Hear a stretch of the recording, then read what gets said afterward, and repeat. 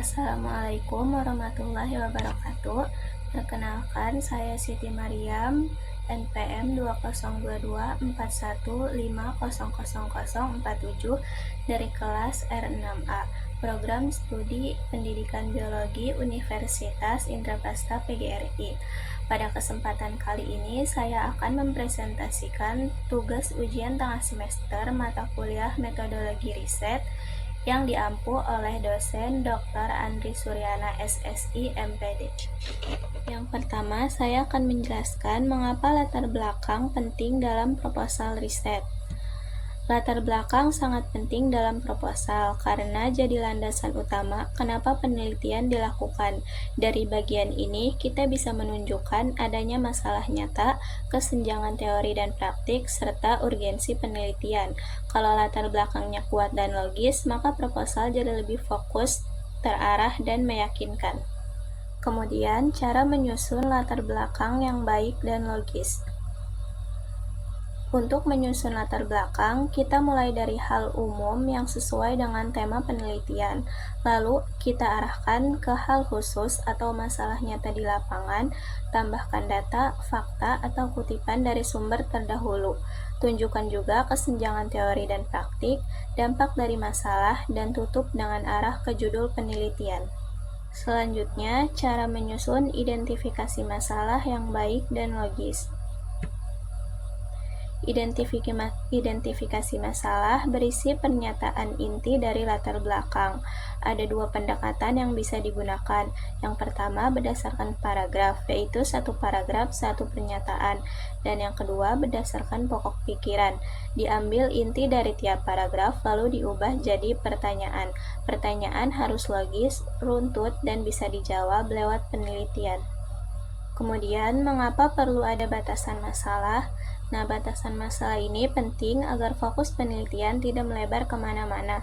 Dengan batasan, kita bisa mengatur ruang lingkup, waktu, variabel, dan subjek penelitian secara lebih terarah.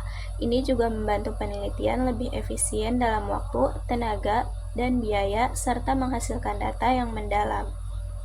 Selanjutnya, cara menyusun batasan masalah yang baik dan logis. Nah, untuk riset biologi pendidikan, batasan masalah umumnya dapat berupa teori dan indikator dari setiap variabel yang digunakan, misalnya tempat penelitian, materi, dan yang lain-lain. Kemudian, untuk riset biologi murni, batasan masalah umumnya dapat berupa ruang lingkup pengamatan, seperti parameter pertumbuhan yang diteliti, jumlah ulangan percobaan, jumlah konsentrasi, tempat penelitian, jenis pakan yang digunakan, media yang digunakan, dan lain-lain. Selanjutnya, hubungan rumusan masalah dan tujuan penelitian. Rumusan masalah ini adalah pertanyaan yang ingin dijawab melalui penelitian. Nah, sedangkan tujuan penelitian adalah jawaban dari pertanyaan itu. Keduanya harus selaras. Jadi, kalau rumusan masalah menanyakan apakah terdapat pengaruh, maka tujuannya untuk mengetahui pengaruh. Kemudian, cara menyusun rumusan masalah dan tujuan penelitian untuk riset kuantitatif yang baik. Nah, untuk rumusan masalah, cara penyusunannya yaitu yang pertama berupa pertanyaan. Rumusan masalah harus dinyatakan dalam bentuk pertanyaan.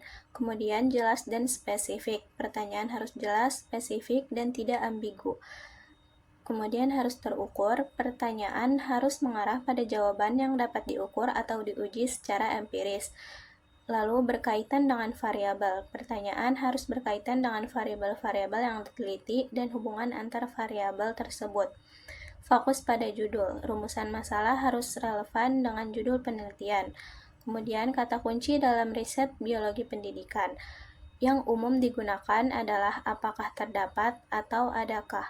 Nah, dalam penelitian biologi murni, kata kunci yang digunakan adalah apakah atau apakah terdapat atau adakah atau kata kunci lain yang relevan dengan penelitian kuantitatif. Untuk tujuan penelitian, penyusunannya yang pertama itu harus sesuai dengan rumusan masalah. Jumlah tujuan penelitian harus sesuai dengan jumlah rumusan masalah. Kemudian pertanyaan yang ingin dicapai. Tujuan penelitian dinyatakan dalam bentuk pernyataan tentang apa yang ingin dicapai oleh peneliti. Harus terukur. Tujuan penelitian harus terukur, artinya pencapaiannya dapat dinilai. Untuk kata kunci dalam riset biologi pendidikan yang umum digunakan adalah untuk mengetahui. Sedangkan dalam riset biologi murni, kata kunci yang digunakan adalah untuk mengetahui atau kata kunci lain yang relevan. Untuk judul penelitian yang saya angkat adalah pengaruh gaya kognitif terhadap kemampuan berpikir kritis IPA. Latar belakang penelitian ini saya susun dengan terlebih dahulu menyoroti pentingnya pendidikan dalam membentuk sumber daya manusia yang berkualitas. Dalam konteks pendidikan, salah satu bidang yang sangat mendukung perkembangan pola pikir dan keterampilan ilmiah adalah ilmu biologi, khususnya dalam pembelajaran IPA di tingkat SMP. Salah satu materi penting dalam IPA adalah perubahan lingkungan, yang tidak hanya menuntut siswa untuk memahami konsep, tetapi juga mampu berpikir kritis dalam melihat dampaknya di kehidupan nyata. Namun, berdasarkan berbagai penelitian sebelumnya, kemampuan berpikir kritis siswa SMP di Indonesia masih tergolong rendah, terutama saat belajar IPA. Hal ini menunjukkan perlunya penerapan strategi pembelajaran yang lebih tepat dan sesuai karakteristik siswa. Salah satu pendekatan yang diduga relevan adalah dengan mempertimbangkan gaya kognitif siswa, karena setiap siswa memiliki cara yang berbeda dalam menerima, mengolah, dan menyimpan informasi, maka pemahaman terhadap gaya kognitif ini sangat penting untuk mendukung peningkatan kemampuan berpikir kritis mereka. Berdasarkan latar belakang tersebut, saya merumuskan beberapa identifikasi masalah, yaitu yang pertama, bagaimana peran pendidikan dalam membentuk keterampilan berpikir kritis siswa di era modern. Yang kedua, mengapa pembelajaran biologi, khususnya materi perubahan lingkungan, memerlukan kemampuan berpikir kritis. Yang ketiga, apa penyebab kemampuan berpikir kritis siswa SMP dalam pembelajaran IPA masih rendah. Yang keempat, bagaimana peran guru dalam memilih strategi pembelajaran yang sesuai dengan karakteristik siswa. Kelima, apakah pengaruh gaya kognitif terhadap kemampuan berpikir kritis siswa dalam pembelajaran IPA? Nah, yang keenam, mengapa perlu dilakukan penelitian untuk mengetahui hubungan antara gaya kognitif dan kemampuan berpikir kritis? Untuk menjaga fokus penelitian agar tidak terlalu luas, maka penelitian ini saya batasi pada beberapa hal. Yang pertama, gaya kognitif yang digunakan mengacu pada teori Witkin, yaitu field independent dan field dependent. Nah, yang kedua, kemampuan berpikir kritis yang dikaji mengacu pada teori Ennis dengan dua aspek utama, yaitu pembentukan watak dan kemampuan berpikir. Ketiga, materi yang diteliti dibatasi pada perubahan lingkungan.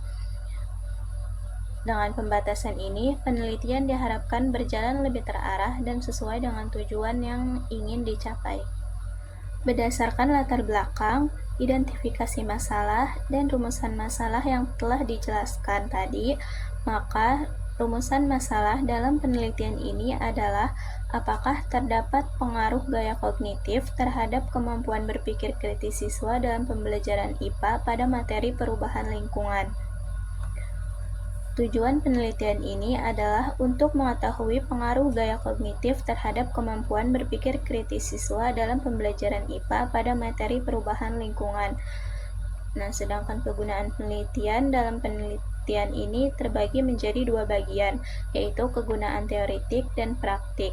Nah, untuk kegunaan teoritik, penelitian ini diharapkan dapat memberikan kontribusi dalam pengembangan ilmu pengetahuan, khususnya sebagai referensi teoritis dalam bidang pendidikan IPA yang mengkaji hubungan antara gaya kognitif dan kemampuan berpikir kritis. Untuk kegunaan praktiknya bagi siswa, yaitu penelitian ini diharapkan dapat membantu siswa mengetahui dan memahami lebih jauh gaya kognitif masing-masing serta mengembangkan kemampuan berpikir kritis dalam pembelajaran IPA.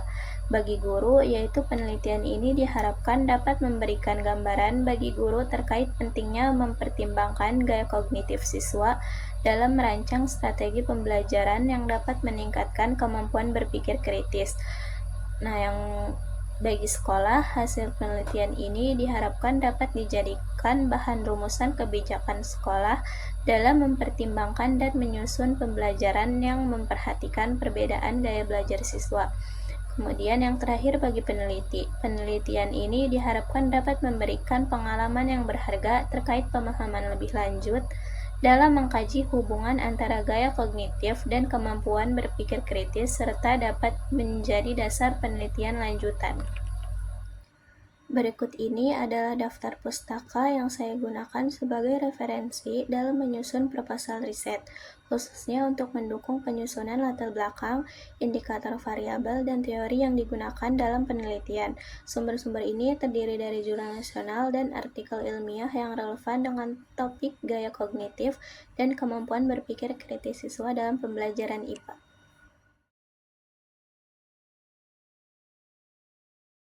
Sebagai penutup, dapat saya simpulkan bahwa penyusunan komponen awal dalam proposal riset sangat penting karena menjadi dasar dalam menentukan arah dan fokus penelitian. Komponen seperti latar belakang, identifikasi masalah, batasan masalah, rumusan masalah, dan tujuan penelitian harus disusun secara logis, runtut, dan saling berkaitan. Mungkin hanya ini presentasi dari saya terkait tugas UTS mata kuliah metodologi riset. Terima kasih. Wassalamualaikum warahmatullahi wabarakatuh.